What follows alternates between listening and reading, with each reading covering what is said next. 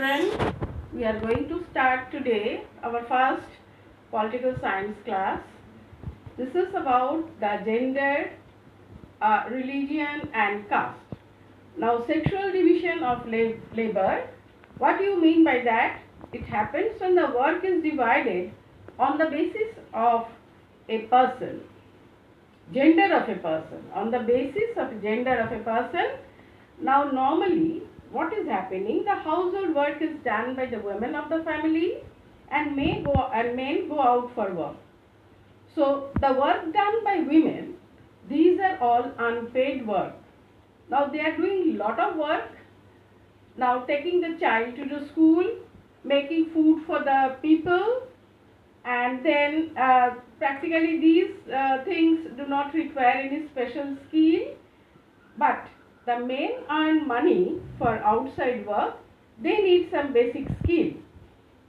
So women are always in the house, and sometimes in the villages they are collecting water from the very far distance. They had to work to get water from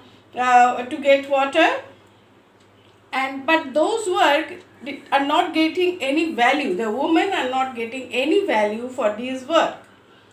Now, men and women, they work for the same members of the family in a day, but still the work of the men is, everybody thinks work of the men is more important, and they don't take any participation in the household work. And the female also, they do not get a chance to take any decision in the family, all taken by the male members of the family. The female members, nobody asks for their opinion in the house. But slowly the change of the women is changing, and nowadays it changed a lot than previous time. Now they enjoy more or less equal political rights and have advanced in educational fields. Nowadays we can see in different occupations they are engaged, and some of them are working as scientists, pilots, doctors, engineers, teachers, and many other professions earlier regarded as only for the men. Now, how different aspects of the life women were discriminated. Now, how household work only they used to do, they were not paid for already, I have mentioned. But recent times in the society, the role of women has changed. There is more education awareness among the women, and now they have equal rights and opportunities, and have advanced in the work area also. Now, the few factors I will tell you where women lag behind, that is, number one is education. Literacy rate of women is still lower than the men. Only 65% of the women are literate, against 82% are literate among men. This is because a boy's education is still preferred than a girl's education.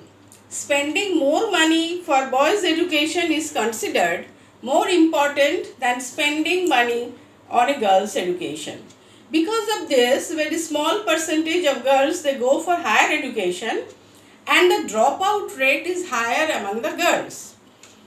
Now, proportion of women in paid jobs. Women still have small share in the highly paid jobs.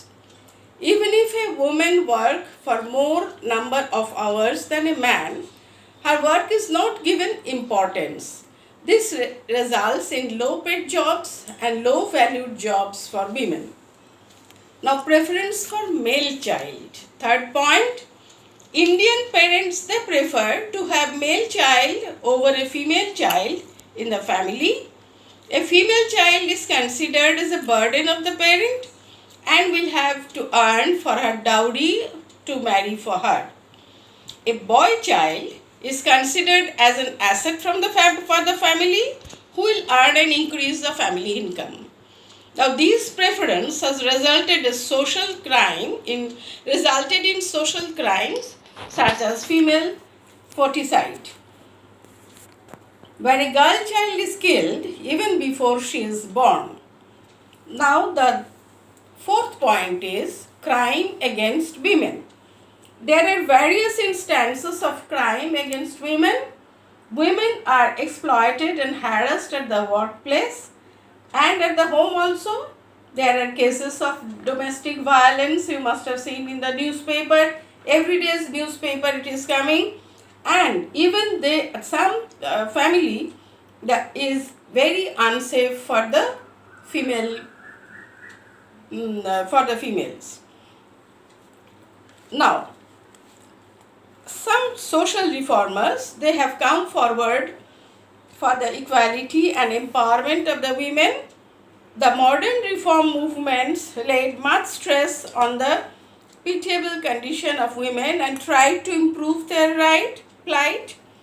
Now, chief among them were Raja Ram Mohan Roy, who founded Brahmo Samaj and laid stress on women's education and widow remarriage. He also gave suggestion to Lord Bentinck to prohibit the sati system by law. Now, second one is Ishwar Chandra Vidyasagar. He founded many educational institutions, encouraged widow remarriage and started the movement against the child marriage.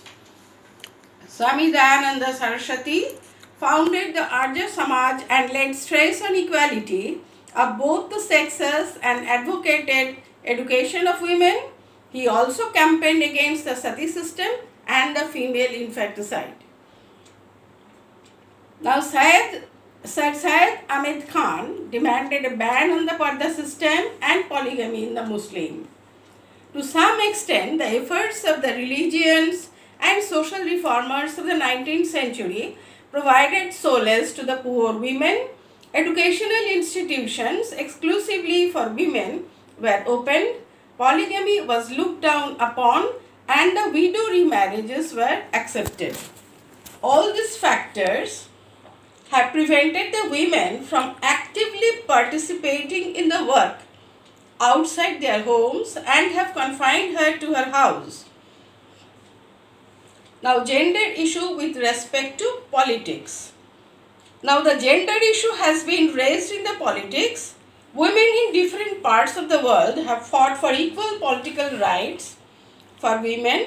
These protests demanded equal educational and career opportunities, extension of voting rights to women, and improving the political and legal status of women. The belief of the feminist movement was that unless the women have power to make decisions, they cannot progress in the society. It meant having more women as elected representatives in the political field. Now, to ensure a fair share of women in the governance of the country, it is legally binding to have 1/3 of seats in the local government as reserved for women. Such reservations have helped women in voicing their concerns and interests and demand equal status and opportunities in the society. Now, what has been done in the political sphere in India? Now, women have traditionally assigned all household work, I have told you. Now, various feminist movements of women-oriented all around the world demanded equal social, political and economic rights for women. The belief of this feminist movement is that unless the women have power to make decisions, they cannot progress in the society. It meant having more women as elected representatives in the political area. To ensure a fair share of women in the governance of the country, certain reservations have been made for the women. It is legally binding to have 1/3 seats in local government bodies as reserved for women. Now, women's organizations, they are also trying to have similar reservation, at least 1/3 seats in the Lok Sabha in the state assemblies, and however, mentioning the status of women representation in legislative bodies. In India, the women's participation in the political area is very low. The women's strength in the Lok Sabha is not even 10%. Their share in state assemblies is as low as 5%. The share of women in India is behind those of several developing countries like Latin America and Africa. One probable solution to increase the women participation in the political system is to make legal laws for the minimum number of seats to be filled by the women candidates in the panchayats and municipalities. It is legally binding to fill 1/3 of the seats by women candidates. This has resulted in 10 lakh elected women representatives in the local government bodies. Now, only this for today. This is about the condition of the women in our society.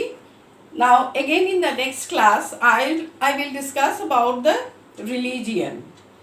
Now, apart from the studies, I want to tell you, I hope all of you are keeping fine and wash your hands very frequently, drink plenty of water, take rest, but do little bit of physical exercises every day. And then whatever notes you are getting on whichever subject, you study all these things very carefully. You prepare your lesson staying in home and keep yourself well.